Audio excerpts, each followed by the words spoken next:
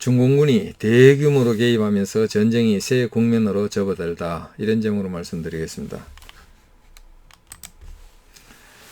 인천 상륙작전 이후에 북한군이 엄청나게 포로로 잡힙니다. 특히 낙동강 전선에서 유엔군 국군의 반격으로 북한군 전선이 무너지면서 7만 명 중에서 약 4만 명이 죽거나 다치거나 포로가 됩니다. 이때 낙동강 전선의 북한군 수뇌부에서도 여러가지 적전 분열이 일어나가지고 이학구 총자 이렇게 투항을 해서 잡히죠. 그리고 서울시에서도 시가전에 하던 북한군들이 이렇게 다수가 포로로 잡혔고, 이렇게 해서 북한군 포로가 급격하게 늘어나게 됐습니다.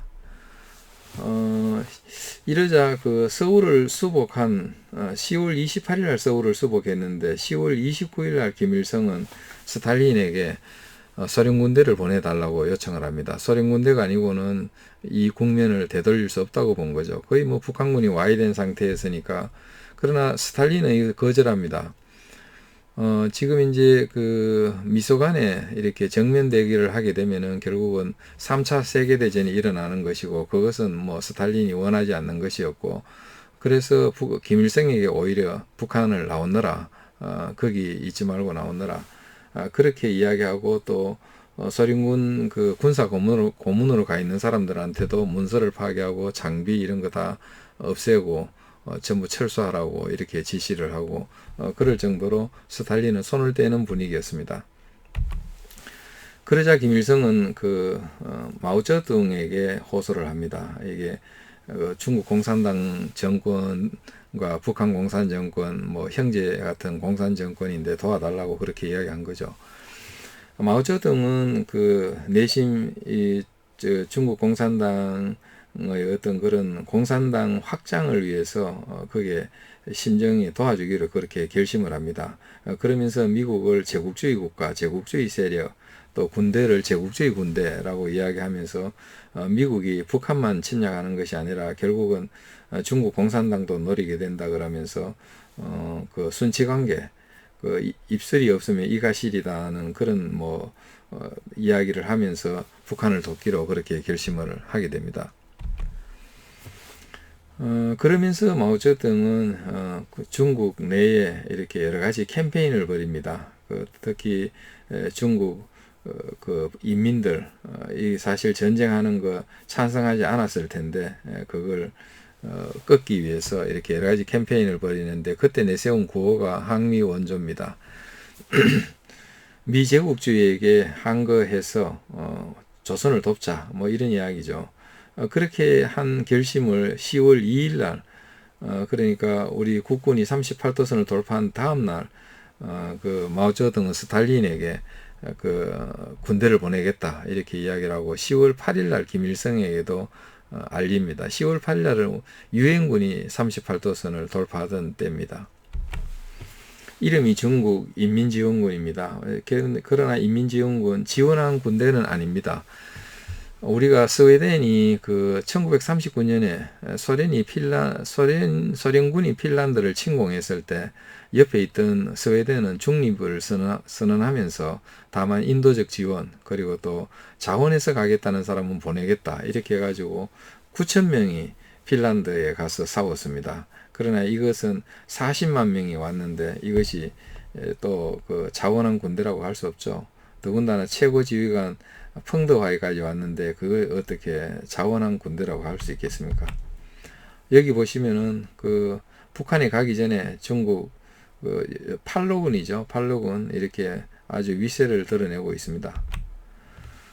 말씀드린 대로 인민지원군 이름은 그래 달았지만은 그렇지 않았다라는 거. 이것도 한국의 북한에 군대를 파견하기 전에 수뇌들은 심양에 모여서 아주 치밀하게 작전 계획을 수립했습니다.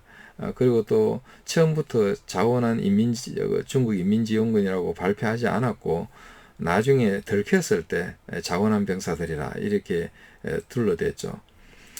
40만 명에 이르는 그런 대군이고 또 전투력이 높은 제4 야전군이었다는 거, 최고 지휘관 펑더와이가 왔다는 거, 그런 것을 우리가 알아야 될 것 같습니다.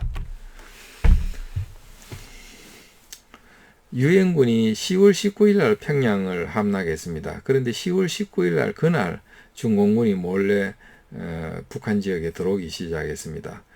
우리가 그 유엔군이 10월 7일 날 8일 날 38도선을 넘었는데 그때 마오쩌둥은 김일성에게 군사를 보내겠다라고 통보를 했고 평양을 함락한 10월 19일 날 이미 중공군이 들어오기 시작했다. 그렇게 해서 10월 28일까지 총 26만 명이 그 아주 소리 없이 총 한 방 쏘지 않고 조용하게 들어와서 산속에 들어와서 이렇게 진지 구축 작업을 했다는 겁니다. 진지를 파가지고 거기서 매복을 한 거죠. 유엔군은 뭐 중공군의 존재를 전혀 몰랐습니다. 국군도 마찬가지로 몰랐습니다. 그럼 오로지 패잔병, 북한군 패잔병만 추적해서 섬멸하면은 자연스럽게 통일이 될 것이다 라고 본 것이고, 유엔군은 특히 중공군이 개입할 리가 없다고 보고, 또 개입하더라도 그렇게 무섭지 않다라고 생각을 했던 것 같습니다. 워크의 미 8군은 보면은 정주, 안주, 개천, 덕천까지 진출을 했습니다. 그리고 신의주, 그 압록강변에 있는 신의주, 수풍, 초산 이쪽을 이제 겨냥을 한 거죠. 알몬드의 미 10군단은 원산, 함흥, 이원에 상륙하거나 진출을 해서 장진호, 강계, 해산 이쪽을 노렸죠. 국군 1군단은 그 성진, 청진 쪽으로 진격을 하고,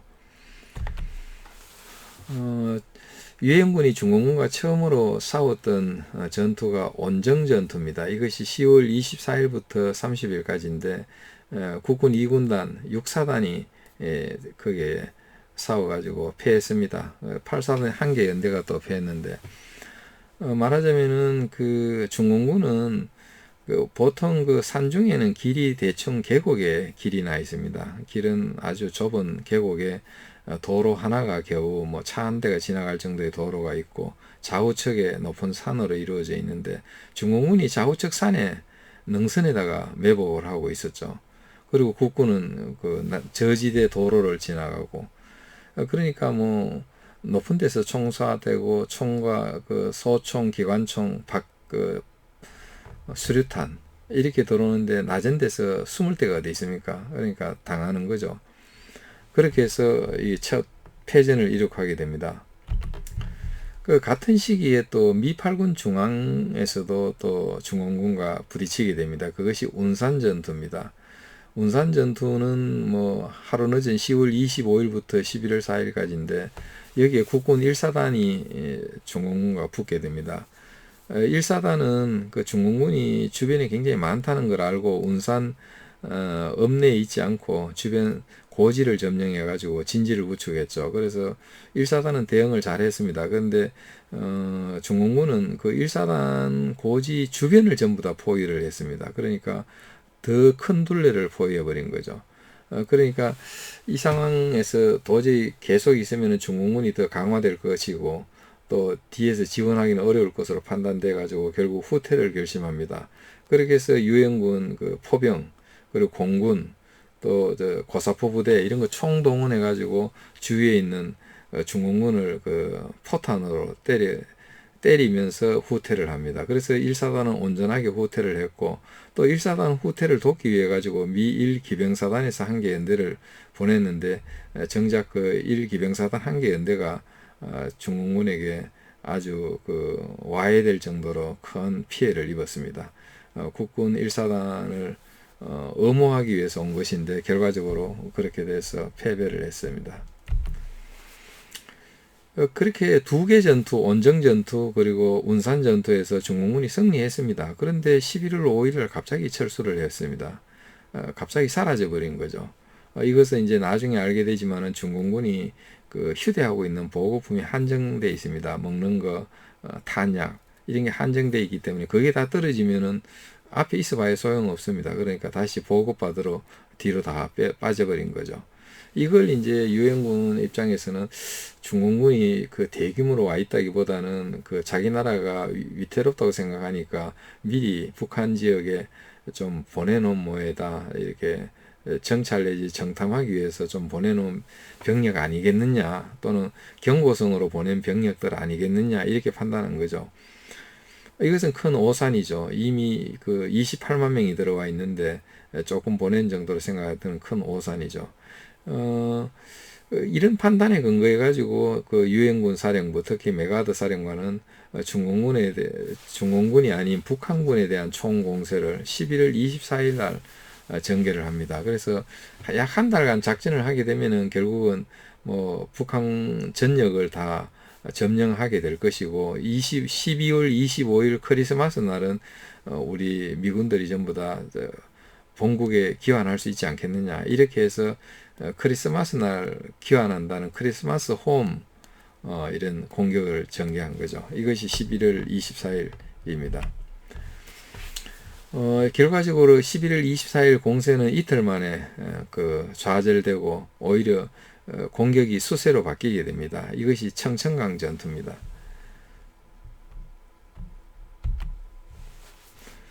결국은 그 적의 의도, 적의 존재, 적정 판단을 거르친 거죠.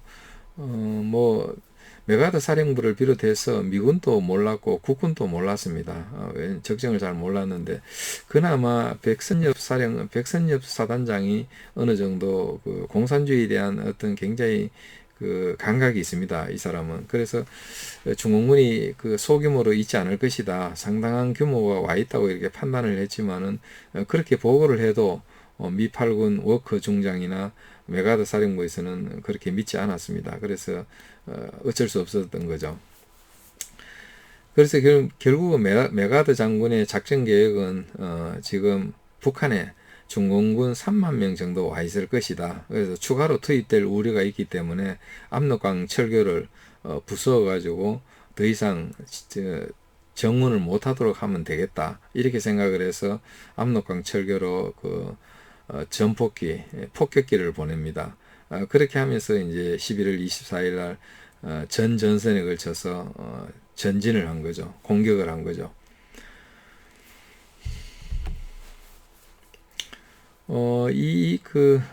이 공격 내지 이 전진이 얼마나 이상했느냐 하면은 백선엽 1사단장의 어떤 그 고백이라고 할까요? 정언을 보면은 우리가 생생하게 느낄 수 있습니다. 전진을 하는데 사람이 하나도 없다는 거죠. 또 차가 지나가는 건 물론 없고, 또 사람 인기척 자체가 없다는 거 이상하지 않습니까? 그러니까 뭐 갑자기 인류의 흔적이 사라져 버린 느낌이 들 정도로 적막강산이었다는 거죠. 그거는 우리가 그 고려 조선 시대 때 그 어떤 잘 모르는 산에 들어갔을 때 새소리가 없으면은 여기는 매복해 있을 가능성이 높다라고 이야기합니다. 그거와 똑같습니다. 이미 그 중공군이 들어와서 매복하고 있었기 때문에 여기에는 사람이 안 다니죠. 왜냐하면 다 통제를 했겠죠. 그래서 나중에 촌노인을 만나가지고 물어봤더니 중국인들이 많이 와 있다, 이런 이야기를 한 것이죠. 그 정도로 이게 11월 24일 날 공격은 잘못된 공격이었던 거죠. 결국 공세는 하루 만에 저지됩니다. 그래서 중공군이 또 이번에 그 미 8군의 좌측, 중앙, 우측인데, 우측에 있는 국군 2군단, 특히 7사단, 8사단을 집중 공격했습니다. 당시 6사단은 지난번 전투에서 이미 와해됐기 때문에 예비로 빠지고 7사단, 8사단이 있었는데, 이때 또 그 중공군의 집중적인 공격을 받고 거의 뭐 연대장들이 그 실종되거나 포로되고 뭐 이런 식으로, 그리고 모든 병력들이 뭐 산산이 부서져 가지고 각자 살 길을 찾아 후퇴하는 그런 모습으로 거기가 와해돼 버립니다. 그러니까 결국은 그 미 8군의 어떤 공격의 우측 어깨가 없어져 버리니까 결국 중앙이 그 측면이 노출되면서 중앙에 있던 미 9군단도 후퇴하지 않을 수가 없죠. 왜냐하면 측면을 보호하기 위해서는 이렇게 방향을 틀어야 되니까 공격은 커녕 결국은 후퇴를 해야 되고, 또 거기 9군단이 빠져버리니까 좌측에 있던 미 1군단 또 측방이 노출되면서 역시 또 측방 보호를 위해서 또 빠지게 되고, 그렇게 해서 결국은 전부 다 미 8군의 공격이 전부 다 좌절되고 후퇴를 하는데, 후퇴도 순조롭지 않았죠. 후퇴를 하는데 후퇴하는 길 좌우에 또 중공군이 매복하고 있었던 거죠. 거기서 매복에서 겨우 벗어나면 또 다른 곳에서 또 매복이 있고, 이렇게 해서 이 청천간 전투에서 크게 패하게 됩니다. 미 8군이 크게 패하게 되는 거죠. 이게 도저히 가망이 없다고 생각하니까 유엔군 사령부 메가드 사령관은 11월 28일 공격 개시 4일 만에 정군에게 후퇴 명령을 내립니다. 국군 2군단이 중공군의 집중적인 공격을 받아서 무너진 이 사건, 이때 군단장이 유재흥 군단장입니다. 이것은 뭐 예견된 실패인지 아니면은 뭐 유재흥 개인의 숙명인지, 이건 우리가 보면은 이때 조금 혼란스러운 점은 있었습니다만은, 어쨌든 우리 국군의 어떤 무장 상태 이런 것이 미군과 비교했을 때 상당히 열악합니다. 뭐 총만 들고 실탄만 좀 가졌지 미군이 가지고 있는 정도의 무장, 그러니까 뭐 기관총 또 박격포, 무반동포 뭐 이런 여러 가지 또 상급 부대로부터의 어떤 그런 포사격 지원, 공군 지원 이런 모든 것들이 충분치 않았죠. 더군다나 국군이 갔던 지역은 산악 지역입니다. 산악 지역은 차량이나 기계화 군대가 가기 어려운 곳입니다. 그리고 또 거기서 화력 지원 받기도 어렵죠. 그러니까 결과적으로는 상당히 좀 어려운 여건에서 또 중공군의 집중 공격을 받고 무너진 것은 사실 좀 미리 예견을 하고 대응을 했어야 되지 않았나 이런 생각이 듭니다.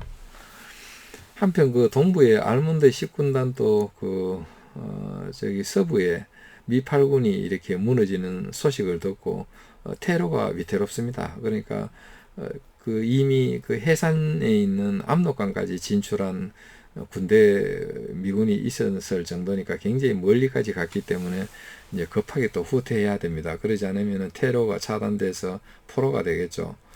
그래서 여기서 보면은 해산진까지도 갔지만은, 또 여긴 장진호입니다. 장진호까지 갔지만은 사실 처음에는 저항이 별로 없었습니다. 그러나 나중에 중공군이 이제 매복해서 계속해서 공격에 들어오니까 이때부터는 급하게 철수를 해야 했습니다. 이때 스미스의 미 1해병사단, 상당히 장진호 신하라고 하는데, 이때 보면은 스미스 사단장은 알몬드 군단장과 약간의 의견 차이가 있었습니다. 왜냐하면은 원래 이것이 원산의 상륙이 상당히 늦었습니다. 원산이 수복된 것이 10월 11일인데 사실은 원산 상륙이 10월 26일 날 했습니다. 그러니까 원산 앞바다에 기뢰가 있어가지고 제거하고 해안에 있는 지뢰도 제거하고 시간이 많이 걸렸죠. 26일 날 상륙하니까 너무 늦었죠. 그렇게 해서 간신히 도착을 했는데 군단장은 빨리 가서 좌측에 있는 미 8군하고 전투지경선까지 접촉을 유지하라 이렇게 하니까 너무 멀리까지 가는데 부담이 되죠. 만약에 멀리까지 갔다가 테러가 끊기면은 전부 죽거나 포위되는 거 아닙니까? 그래서 스미스 사단장은 지나가는 곳마다 일부 부대를 남기고 또 물자를 남겨서 후퇴를 생각하면서 전진을 했습니다. 왜냐하면 그때 이미 중공군의 침투 정황이 드러나고 있었기 때문입니다. 그렇게 해서 이제 전진했기 때문에 미 해병은 나중에 거의 많은 사상자가 있었음에도 불구하고 끝까지 장비를 버리지 않고 또 끝까지 싸우면서 퇴각을 한 아주 그런 신화를 이룩하게 된 것이죠.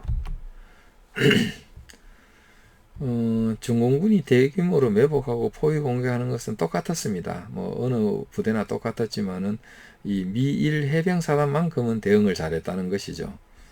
그 대응을 해서 장비를 버리지도 않고 이렇게 전차라든지 야포 이런 또 트럭 이런 것들을 거의 다른 부대들은 거의 다 잃어버렸는데 이 해병사단은 안 버리고 또 뭐 당연히 개인학이라든지 이런 것은 다 들고 오고 공룡학위도 들고 오고 그렇게 하면서 싸우면서 이렇게 끝까지 돌아왔다는 것, 그것이 그 칭찬받는 이유입니다. 이것이 뒤에 후퇴하는 모습입니다. 이것이 이제 흥남항에서 해상 철수를 하는데 도저히 육로로는 그 중공군의 그 진출 속도보다 더 빨리 후퇴할 수가 없었기 때문에 결국은 해상 철수를 하게 된 겁니다. 감사합니다.